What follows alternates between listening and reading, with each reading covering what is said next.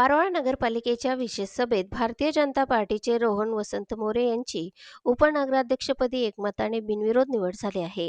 यावेळी गटनेतेपदी निवड झालेल्या सदस्यांचा सत्कार करण्यात आला।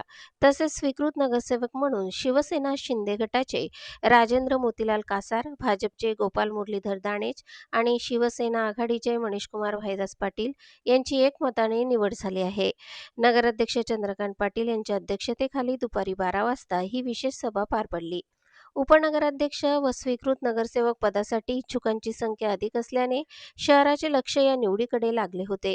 भाजपकडे 12 तर शिवसेना शिंदे गटाकडे नगराध्यक्षांसह 8 नगरसेवक असून जनाधार आघाडी व अपक्षांच्या पाठिंब्यामुळे सत्ताधारी गटाची संख्या 13 वर पोहोचली आहे।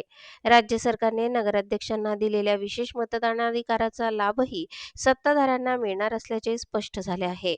भारतीय जनता पार्टीचे गटनेते, शिवसेनेचे गटनेते, उपगटनेते, प्रतोद, सर्व आदरणीय नगरसेवक, सर्व पत्रकार बांधव, उपस्थित सर्व आपल्या पारोळा शहरातील सर्व ज्येष्ठ नागरिक, मी सर्वप्रथम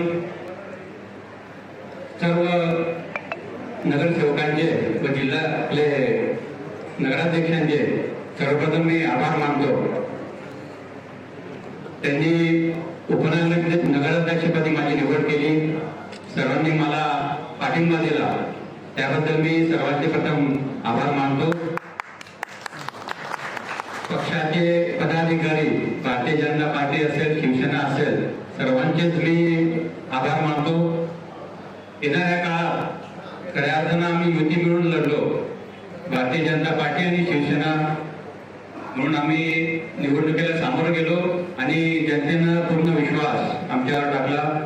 आणि याच अनुषंगाने मी आपल्या सर्वांच्या वतीने ग्वाही देतो की येणारी 5 वर्ष आम्ही सर्व मिळून एक दिलानं या पारोळा शहराचा विकास असेल, स्वच्छता असेल,